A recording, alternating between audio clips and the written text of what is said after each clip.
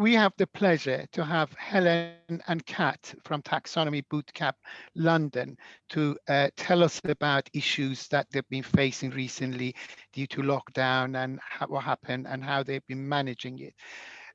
Helen has been a taxonomy consultant for many years and also program chair of the Taxonomy Boot Camp London.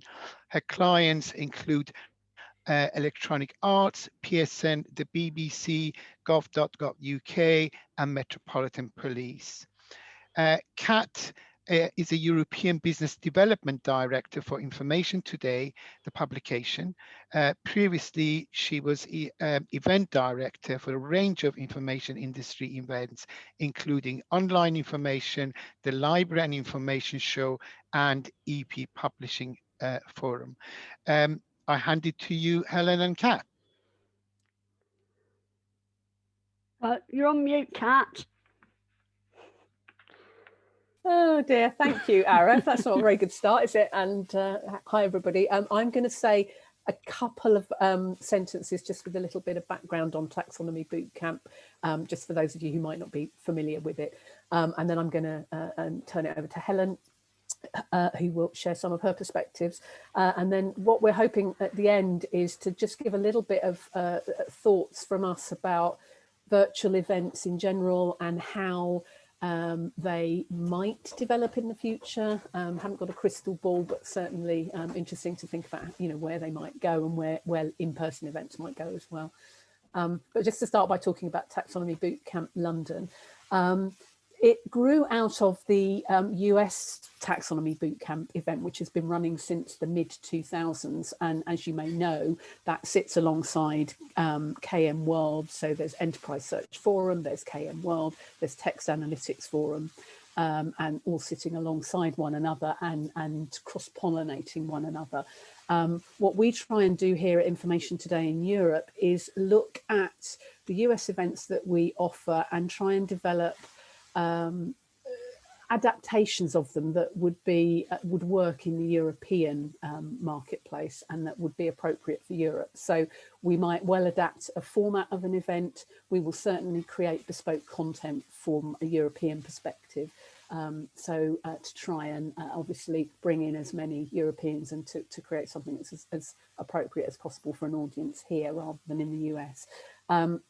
So looking at that, Taxonomy Bootcamp was obviously running very successfully in the States, as was Enterprise Search. We launched an Enterprise Search event in London in 2011. As part of that event, taxonomy naturally was a discussion topic, and there were sessions on taxonomy. One of our speakers, I'm very pleased to say, was Helen. And discussions happened quite organically about the possibility of having a taxonomy event in London, bringing in a European audience, and was there an appetite for that, and if so, what that might look like. So that was the start, and then conversations with Helen. And Helen, I'll hand over to you to talk about where it went from there. Yeah, no, thank you. That's a great intro. Yeah, so I think we'd had a few conversations over email, and my interest was really piqued by this, because I was already a member of lots of different groups, particularly ISCO and also SLA, also going to events by CILIP and British Computer Society, and loved those kind of broad communities. But there was never anything specific to the kind of taxonomy world. And also, I don't come from a librarian background, so people that were doing digital taxonomies, there were even less of them. So in 2016, me and Kat met up at a little cafe at Liverpool Street Station. That seems very quaint now. And she just talked through the idea.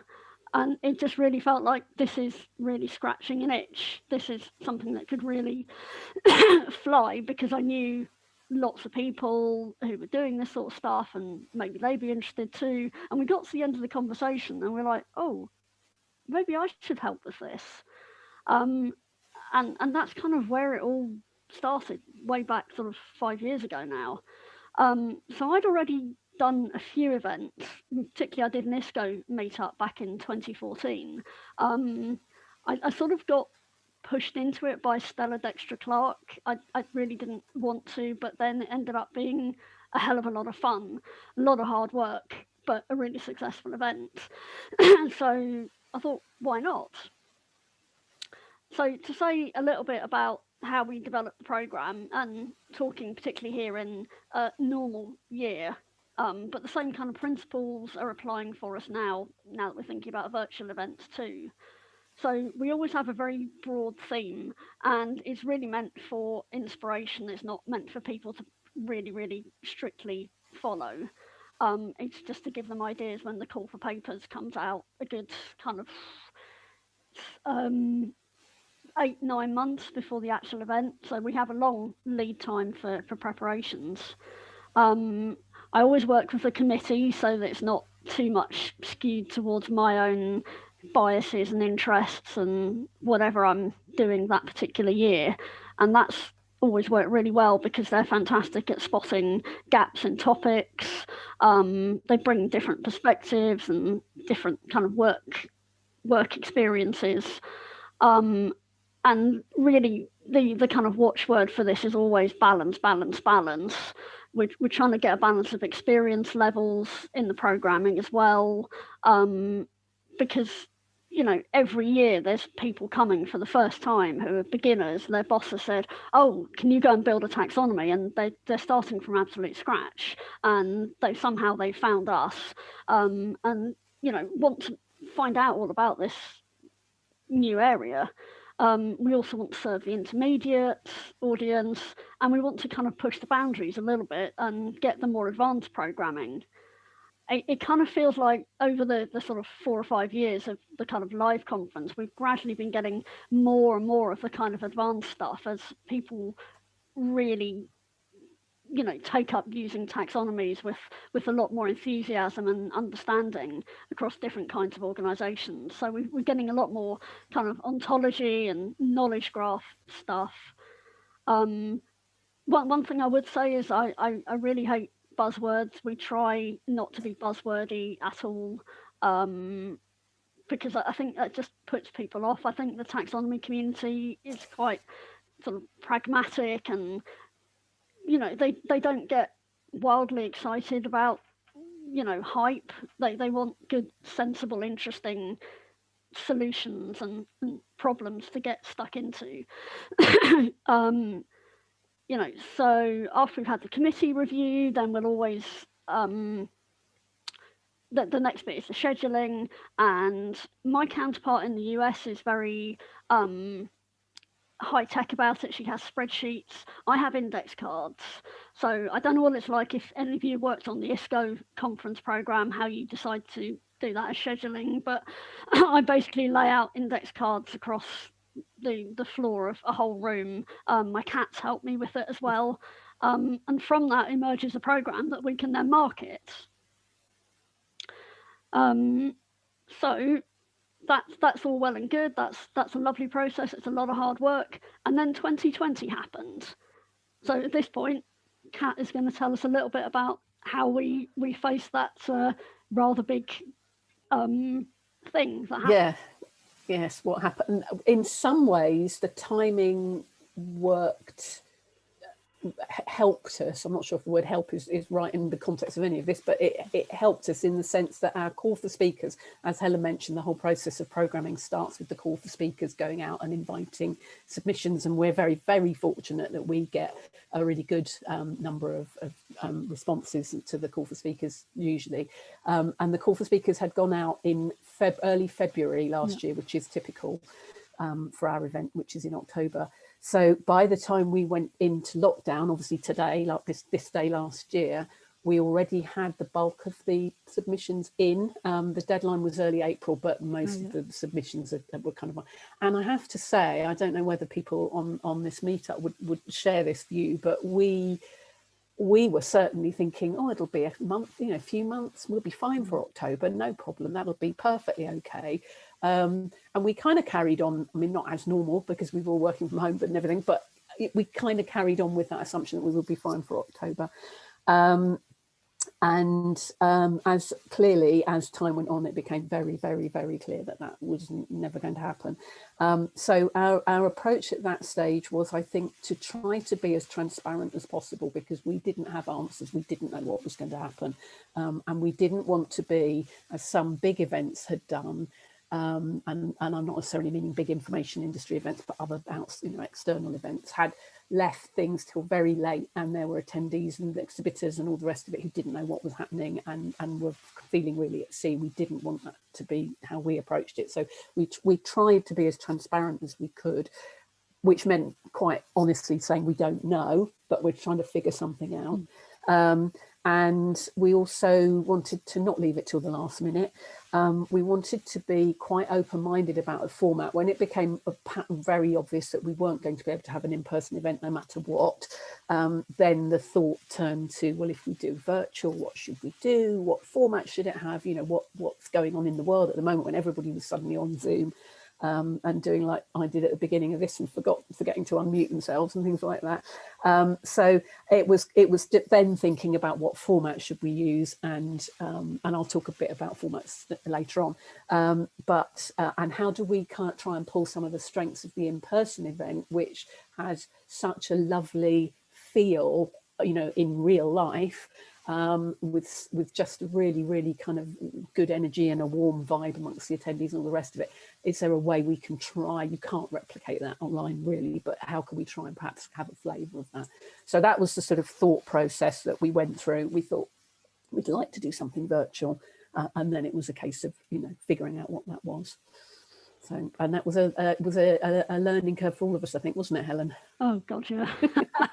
Yeah, it was definitely sort of pushing me out of my comfort zone, because I know Information Today's done lots of webinars and probably always has done kind of virtual events to some extent. But to me, it was like, so I was used to, obviously living on Zoom all day long, I was used to doing lots of online quizzes, you know, that's not scary at all. But talking into a screen like this is actually quite scary, and that lack of real world feedback and just not being in a room with people. So it's a real challenge for anyone, you know, how do you keep people engaged, and how can you stop people where possible, and I'm very guilty of this, of doing their own multitasking. Like if I go to a physical conference, I might sit at the back of my laptop doing an email, but if I'm on a virtual thing, I could easily be doing, you know, lots of other things just because it's there and it's hard to resist. So you have to try and think about how to make it compelling and also manageable for people's brains at the moment. Yeah, that's kind of all I had on that particular section, Kat. So I think we'll come back to what we actually did a bit later on.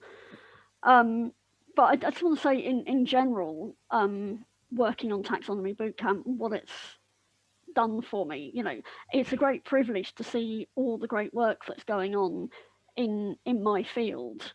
So it's great to see all the kind of submissions when they're coming in kind of every February, ideally. It's been good for my profile. Sometimes when I tell people I've got no website, there's a sharp intake of breath, and it's like, how can you be a consultant and not have a website? But I've got this thing, and that's been really good as well. I love being part of the community, you know, working with colleagues and peers, as moderators, committee, speakers. I always try and drag along clients and colleagues of whoever I'm working with that particular time, all the associations, and even the sponsors. You know, there's some really good people working in the kind of vendor space for taxonomies who aren't just salesmen. They really know their stuff, and they're really interested in what's going on and how they can help people. I guess the challenges are deadlines, which are very much, they're very set in stone. If you've got a real event, you can't shift it. This work requires a lot of attention. It's not necessarily difficult, but there's always something that needs doing. Luckily, I'm quite well organised, but there's still always something going on. Me and Kat talk a hell of a lot when we're doing this. And there's always the kind of challenge of making the offering consistent and recognizable, but keeping it fresh and kind of moving forward all the time. So that you can be responsive to changes in audience needs, what's going on in the industry. As I say, in the last couple of years, knowledge graphs are very much a new game in town, but all the stuff we've all been saying for years about taxonomies and ontologies, that's all still really relevant, and it's feeding into all of this. So we don't have to give in to the hype. Yeah, and just responding to those changes.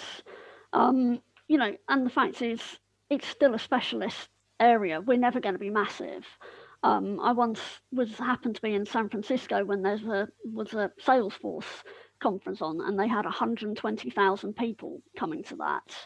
And there was so little hotel space in the city that they'd hired a cruise ship to put people up. It sounds fantastic and mad, but you know, for specialist groups and professional bodies, we can't really aspire to that. Maybe, you know, give it 20 years or so. We want to keep making links with other digital disciplines, because the great thing about taxonomy is it does kind of interlink so well with other things like search, digital asset management, information architecture, content management, structured content, and loads of different things. And I think it's really great when people from those disciplines take an interest in what we're doing. You know, maybe with virtual events, we can think about being more global. Can we reach people that would never be able to buy a plane ticket and hotel and stay in London with us for 3 days? You know, but that's quite difficult. It's difficult to market when you don't really know what those local markets are like and who's out there. And yeah, just also the existential thing of how the pandemic is going to change the demand and appetite for the different kind of events. And with that, I think that segues quite nicely into Kat to talk about stuff from more of the business side. Yeah, and what I'm going to do, everybody, is share my screen. So bear with me for a second while I do that. And the reason I'm not going to overwhelm you with slides, hopefully, but I'm just going to show you a couple of screenshots that illustrate some of the stuff that I'm going to be talking about. So we talked about the need to move to virtual events once that became very clear. Once we'd made that decision, the first job really for us was to evaluate the formats and the platforms that are out there. What was the sort of state of virtual events, if you like, at that point when, as I say, everybody was suddenly jumping on Zoom, and it all, you know, it felt very unreal and quite strange and not very nice. Funnily enough, when Helen and I were talking about this talk, I actually had completely forgotten this until we were speaking last week. But back in 2003, when I was looking after online information, which for those of you who don't know, it was a very big exhibition and conference in London for the information industry globally, really. It used to have about, well, more than 12,000 people at its height, so it was huge. And in 2003, we launched something which I had completely forgotten about, and it was called Online Information Online. And I am not going to bore you with all of this, but it was very much using that metaphor of here's an exhibition hall and we're going to put it virtual to try and keep, you know, the kind of conversations going through the year. And it, you know, the metaphor was an exhibition hall, so there was a hall that you could explore. There was it was the time of Second Life. For those of you who remember that, you can probably tell it's got that Second Life vibe to it. So you could wander around the different halls, you could interact with exhibition stands, you could download product information and ask for a phone call, and so on and so on. That was in 2003-4, and it was fun. You know, it kind of did quite a good job at the time for what we wanted it to do. When we had a look last year to see, you know, what was out there now in terms of virtual events, things had moved on a bit, but I have to say in some ways things hadn't moved on that much. There were still quite a lot of people doing this kind of virtual, you know, pretend you're in an exhibition hall kind of thing. So that in itself was you know, an interesting point to be at. So we then had to make the decision, and I think anybody has to make this decision about the kind of platform that we want to use. And I think we quite quickly decided that it's a pretty binary question at the beginning of the process, to do with how structured or how interactive you want the event to be. More complex conferences with lots of tracks, lots of streams, lots of things going on, perhaps more in academic feel to them, tend to favour the more structured approach. Conferences that are more interactive, more based on the interpersonal side, will obviously probably not work. The screenshot here is from one of our other events called Computers in Libraries, which is going on this week. So this is from this morning. And Computers in Libraries is a very multi-tracked event, lots of things going on at the same time. And this event structure kind of favours that. So you can select here which track you want to go into, you can navigate through and find the session you want, you can jump between sessions. I think we were quite lucky in Taxonomy Boot Camp London in that it's a 2-track event. So it feels a lot more intimate.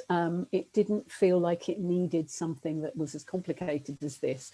And we'd use Zoom as a platform on some of our other events that we do, particularly streaming media, which is all to do with broadcast and entertainment.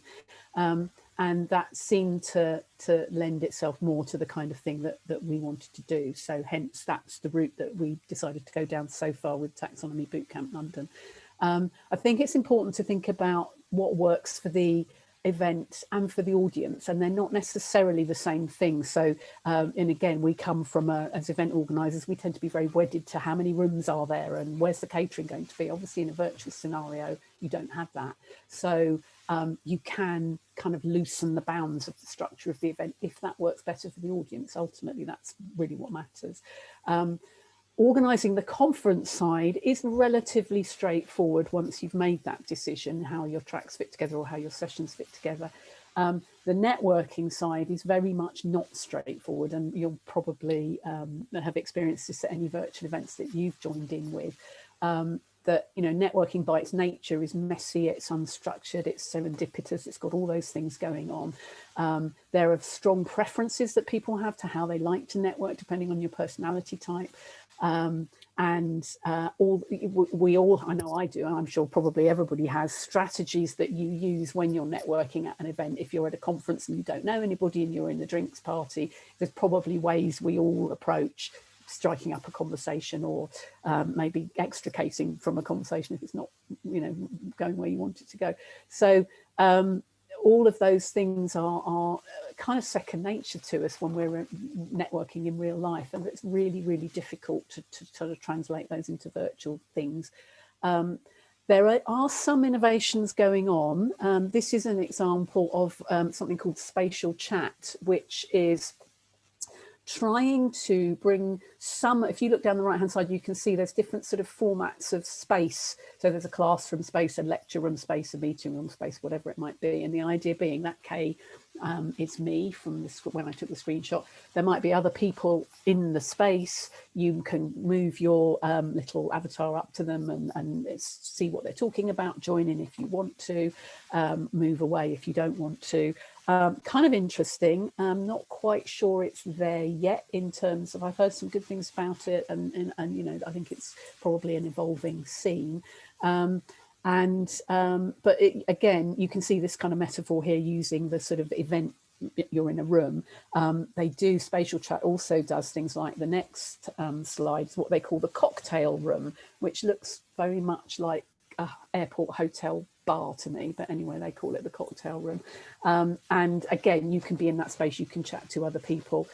My sense is that this is only going to evolve. At the moment, I don't think there are really fantastic networking options within events, virtual events. They're okay, but I think they'll improve. And I think if we think back to how, you know, a lot of our social media interactions have evolved over the last sort of 5 or 10 years dramatically, I'm sure this will as well. So I think this is a kind of watch this space thing.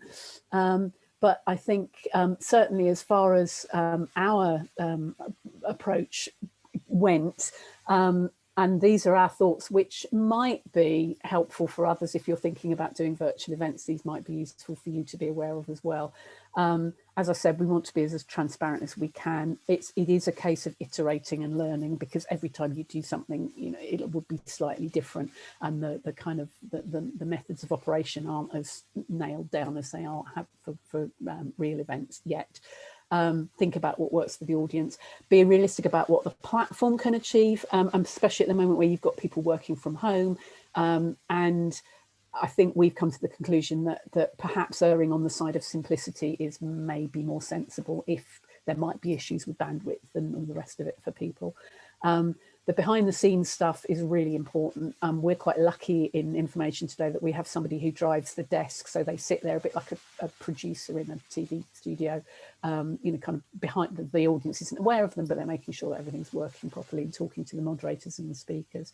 That I think is very useful for us, where we obviously are doing some events that are at some scale.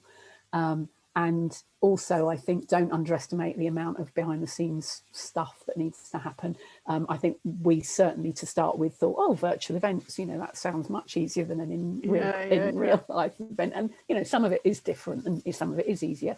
And then the final point, probably obvious, but have a plan B for on the day, because tech will break and, you know, people will have problems, or, you know, may not be able to make it at the time because of family issues or whatever. So those are our thoughts, for what they're worth, but, you know, probably could be applied in a number of different event situations, I would think. In terms of where we are now with Taxonomy Boot Camp London, we would really like to get back to in-person events when it makes sense to do so. Clearly that last bit is the vital bit, when it makes sense to do so. But, you know, we love the vibe, and we've had so many nice comments from people saying, you know, they would like to get back to real life when we can. But we do want to, in the meantime, continue with the engagement and the sort of sense of community. So the virtual event side of it is allowing us to maintain that and kind of work forward with that until we get to the point where we feel we can come back with live. We are, as you probably know, we did a recent bite-sized boot camp, which Arif mentioned at the beginning. We are currently evaluating all the feedback from that, which I think I'm pleased to say was really encouraging. So that's nice. We've just done a survey this week, which, as some of you may have had, which asks about feelings about returning to in-person events, and useful to just get a sense of where people feel we're at with that. Obviously different messages coming from government and you know, different things happening in different countries, so useful to get just a sense of feelings on that. And then once we've evaluated those two elements, we'll then be announcing, you know, what we want to do next and when and so on. So again, we're in another one of those kind of slightly taking a little bit of reflection time. But that's why it's really nice to be talking today, actually, because it would be great to hear your thoughts. What do you like about virtual events? What do you maybe not like about them? And how do you feel about the return to in-person events? So, you know, we'd love to hear your thoughts, and either, you know, now or email or whatever. Very useful indeed to have insights on those topics. So that's it. And also just generally what you like from Taxonomy Boot Camp London, you know, in terms of subject matter as well as all the format stuff. Definitely. I'm going to end my screen share. So okay, there we go. Right. So I think, Ara, I think that's certainly the end of my little section. There. Is there anything you wanted to add, Helen? No, we were fantastic on timing there. That's pretty good, considering we only finalised that this morning. I mean, honestly, it's really interesting to actually to show us, you know, what is happening behind the scene, you as organisers, and, you know, all the work, hard work, as you said, Helen, from February for October, and all the challenges you might have and that kind of thing. It was a great insight, yes. And Arif, you know what's involved in the committee stage, because you've helped us out on a number of occasions. Yeah. So yeah, you've seen behind the Wizard of Oz curtain too. Yes. We have one comment in the comments section, which was about spatial chat from Colin, who says that he recently attended a virtual conference using Remo, which does something similar to the spatial chat. problem is that it's very resource intensive and not friendly to those with limited bandwidth. I must admit, I've never heard of either Remo or spatial chat, so that's really quite interesting to hear that there are alternatives, at least being developed, if not actually completely there yet, to Zoom and Teams. Yeah, I find those kind of spatial things just really hard work, and maybe that's just me. I love a kind of airport hotel cocktail bar. I'm very comfortable there, but that virtual one just looked ghastly to me. But I'm just one person. I'd be interested what other people think. Well, I think that it's actually the resource thing, and bandwidth is a very good point to make, because all of these virtual meetings are, they do take up more bandwidth than simply having a call without the video. So yeah, it's something that's I've known colleagues of mine that or friends, suddenly it's crashed because their broadband or their Wi-Fi is exhausted with the effort of keeping it going. So that was something that I guess we never used to have to think about really until this last year.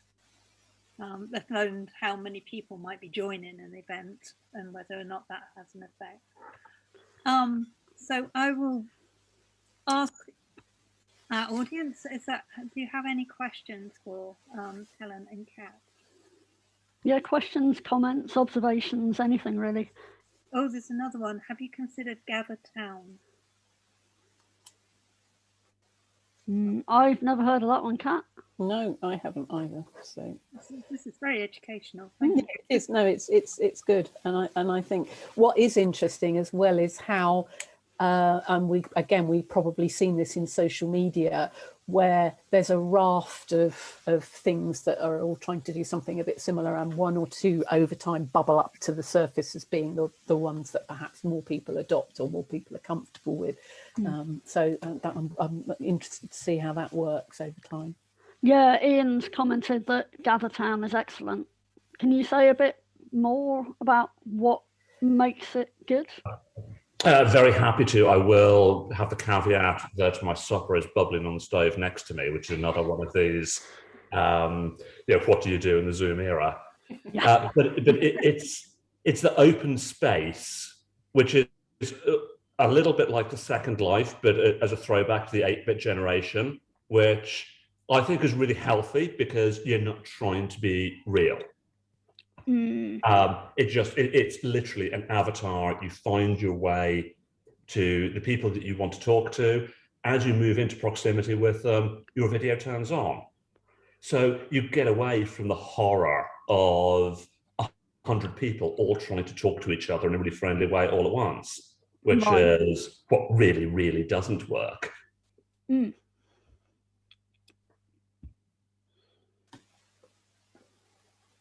Did anybody have any thoughts about whether how you feel generally about returning to in-person conferences such as Taxonomy Boot Camp? Obviously, I mean, personally, I look forward very much to attending our next conference.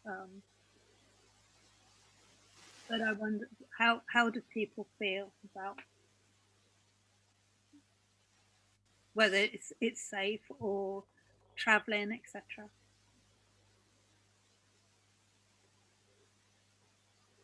When we had a bit of freedom in summer, because I love going to see world cinema and exhibitions and all that.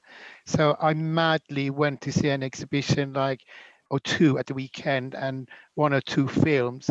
It was strange. It was very strange to get on the public transport upwards with the face cover and all that. I think it's going to be a great experience, and I'm not sure actually only immunizing people is the final stage in public health. People might have, I don't know, financial issues to attend face to face in real. There are lots of other factors, and being optimistic, I would say 2022 or 3 would be a more realistic time for a face-to-face conference, that there might be some distancing, I don't know, some kind of glass between audience or whatever. But this is what I think anyway. Yeah, I suspect you're probably right, Arif. that we're not going to go back to sort of handshakes and hugging and all kind of boozing together at the Hand and Flower or whatever. I think that's going to take longer, but maybe there is some way of people being in a room in a safe way. So yeah, it's just got to be really controlled. So Colin's commented, do you think there will be a future for mixed events where people will be able to participate both physically and virtually? The rise of virtual networking during this pandemic has enabled a lot of people to attend events who would normally not be able to because of distance, cost, disability. And the new normal will hopefully find a way to enable these people to continue to participate. I have to say, this is something that has occurred to us as a meetup group, whether or not when we return to being able to do it physically, because is there some way of combining being able to almost broadcast live, or at least still involve people virtually? So what are your thoughts on this?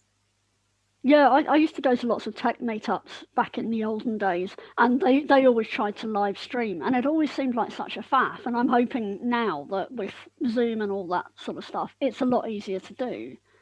And I think it's a great shout, Colin. I'd love to see more of that. And I think that there are a number of events now trialing, they have said that they will be trialing the kind of hybrid virtual in real life combo.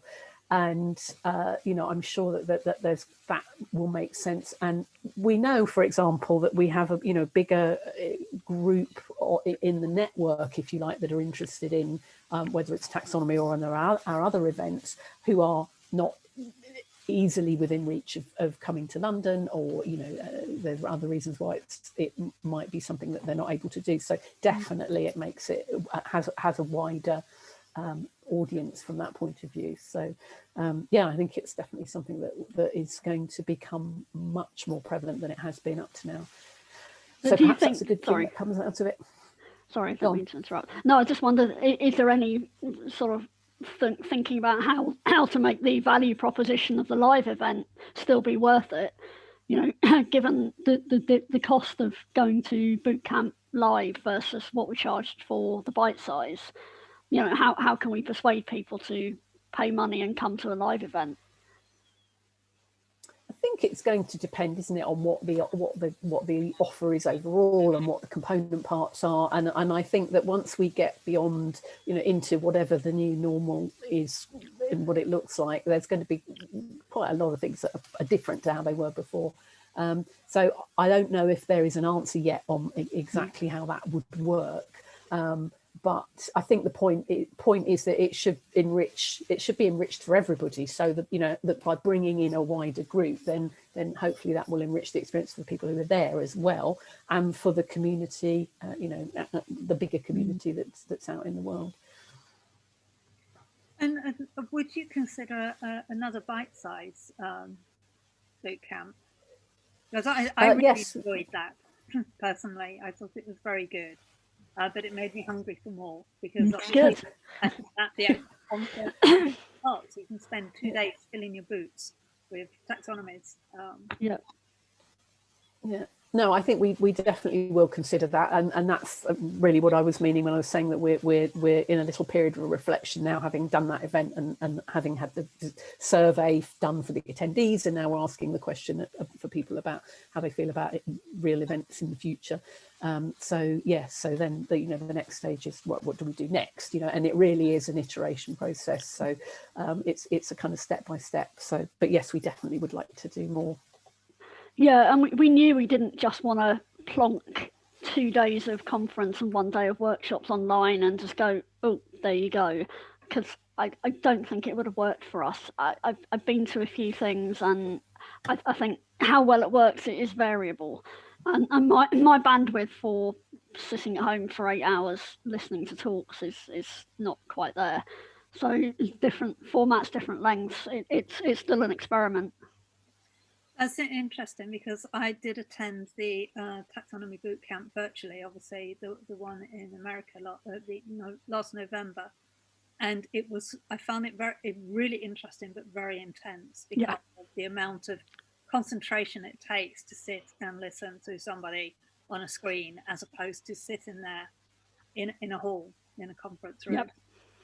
I think the afternoons for conferences, it seems to work well where it's a half day. I mean, if you look at Endorse last week, I attended 3 days, and instead of it being a full day, and the other thing that worked for me is that the talks were very punchy, and they were about, I think, is it 15 minutes or 20 minutes? I can't remember. But they seemed... it varied. Mine was supposed to be 25, but I actually got 17 because they were overrunning. Yeah, so they just kept a very tight program, and it kept it very interesting. I mean, and I think the speakers definitely were condensing their presentations down to the nitty-gritty, and it kept it very, very on point. So yeah, I think that did of... work. And it also, the other thing for that conference is you had 3 choices there. So if one stream didn't work, so yeah. Yeah. I thought with Endorse, though, they didn't really have long enough breaks in between sessions. So, you know, you only get one person overrunning and the whole thing is kind of delayed. But I liked the way they did it in the sort of afternoon format generally, personally. And I've gone to other conferences where they've been in the afternoon, or they've only been, I'm thinking of one last year that I think is always running virtually, but it was in the afternoons.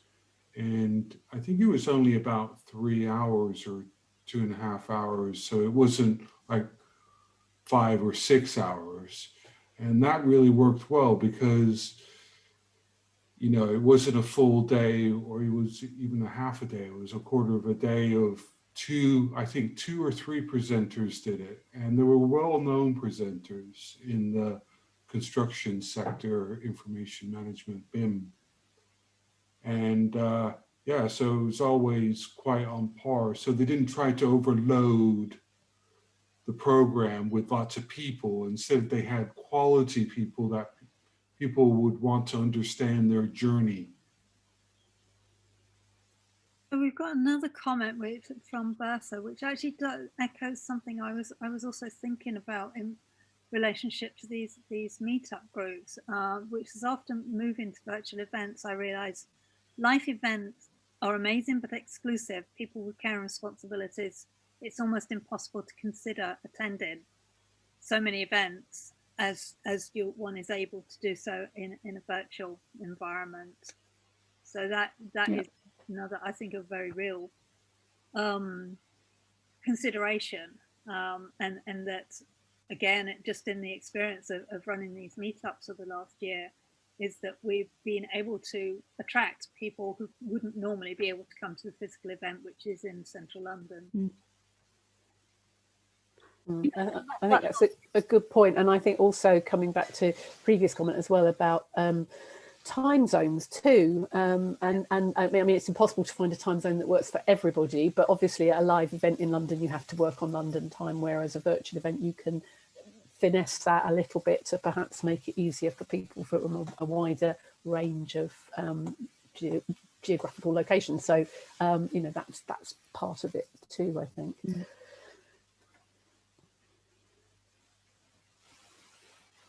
In December, we ran our first workshop, which was, it was quite a challenge. I mean, Eugene, how many people do we have? 30, 40? We have about 20 joining, I think. 20 joining it. Yeah. Our goal was to keep it as interactive as possible. And we did a very technical workshop, which we have streamed down now. Yeah. And we're running another one. It starts in April, and we've done a little bit of a different format now, where basically half of it is a small presentation and introduction to the piece of software, and then the second part is more of a hands-on. So that's our next experiment in kind of the virtual community, and trying to keep it interactive. as much as possible, because I think that's the challenge, isn't it? Is that on some of our meetups, we get quite a lot of Q&A, you know, predominantly via the chat at the end of the meeting, or if we have a break, if we have two presenters. But it'd be nice to see kind of more round table discussion workshops. And I didn't attend any of the Doors ones, but I think that's the biggest challenge for this. The biggest challenge I see for this environment is the interaction. And maybe it's this, you know, these virtual rooms where you talk to each other and you gauge, but I don't know. I don't know what the answer is. No, and for our webinar back in October, our first kind of virtual thing, we decided deliberately to go for a panel rather than a talk. And we got so much response because we had great panelists. But, you know, there's probably more we could do in terms of interactivity. No, and that panel, I attended that was blaring. The chat, I mean, I was trying to read it because there was so many. I mean, I don't know how many people attended that, but the chat was just blazing with comments and feedback, and the engagement was probably the best I've seen on a virtual environment where, as you said, you had a small panel, which really worked well with 4 people because it didn't seem overloaded, and you hosted it. Or was it 3 people? I can't remember. It seemed like a very small group. Yeah. And but there was an opportunity for the community to kind of give their knowledge into it, and it seemed to work well. I mean, there was a lot of chat. It was phenomenal. Yeah, our tech guy does lots of, well, Information Today's tech guy said that it was the most engagement he'd ever seen from any event he'd done. So, you know, feather in the cap of taxonomy community. Perhaps add a little more color to what Phil said about workshops and keeping it interactive. I think in our experience running one in December on Workbench, trying to keep it hands-on, I think the less barriers to entry, and it sounds like an obvious thing, but the less barriers to entry there are, the better the response. So I think in December we tried getting people to actually install the tool in order to get some hands-on experience, and what we're trying now is really give people sort of instances and sort of online tools that are ready to go, ready to use. So we can run the initial presentation and the sort of talk and discuss the tool, and then give something to people that's ready to use. So we'll see how that goes, and it obviously remains to be seen. Do you think audiences are perhaps a little more forgiving of the kind of online conferences in where one might make mistakes or might not quite get the presentation right or have technical glitches? Do you think that they're more forgiving of that than if they would be for an in-person, you know, conference speaking event? If you see what I mean. I probably yes, in the sense that we're all, especially, you know, in the working from home era, we're all you know, having the moments of the, you know, the TV interview where the child comes barreling into the room, or the dog barks, or the Amazon man rings on the door, or whatever it might be. I think, you know, we've all had that. So I think yes, but I also think that over time, probably people's expectations will quite rightly really kind of, you know, go up in terms of what they're expecting. And, you know, we've been doing it for a year now, sort of collectively, all of us. So, you know, you'd hope we'd get a little bit better at it. But equally, you know, the challenges of bandwidth and so on haven't changed in that period of time, have they? So, you know, that was my point, I think, about being realistic about, for example, what if speakers are working from home, and you know, what challenges that might present. So not to be too, not to try to overcomplicate some elements. Yeah. I think, but you know, hopefully the platforms available to us will evolve over time as well, and that will help. Yes, and more cats on those presentations. I'm all for that. Dogs and children, yes, if you like that sort of thing, but But cats. yeah. I've had a few cats doing the photo bomb thing. Okay, do we have any more questions from anybody for Helen and Kat? Jennifer has posted something which was further up, and Eugene also mentioned another sort of conference tool further up, if you would like to read them. Just having a look. Using Data-Centric Architecture Forum 2021 used authentic events. Is that the one? Yes, that's one. Okay, breakout sessions worked best in being able to pick and choose whether you continued interacting with the speaker, which obviously you can't do when you're face to face. Well, I think it's a question of the schedule. So coming back to Endorse, for example, Yeah. so it was 3 different tracks, but it was lightning talks, and then the talk ended, and that was kind of it. Where what I think worked really well for DCAF, certainly this time around, is they had a session and then they had a breakout room straight after it. So you can stay with the speaker and ask more questions. Obviously, there will be other people, etc. So I think technically it wasn't sort of brilliant event platform. I mean, there were quite a bit of glitches, but I think that format worked really well for the online event. Mm. Mm. And Jennifer was commenting about time zones being an issue. I mean, I work for an American company, so I can concur with this as well. That you have to basically juggle your meetings around in the late afternoon for European time, but west coast of the US and Asia get the short end of the stick, which it's hard. I hear you, Jennifer. Yeah, it was tricky, you know, when we were trying to schedule boot camp 3 hours, we knew it was going to be crappy for someone. Mm. But one of my colleagues did get up at 6 a.m. to tune in from Canada, so. Well, that's impressive.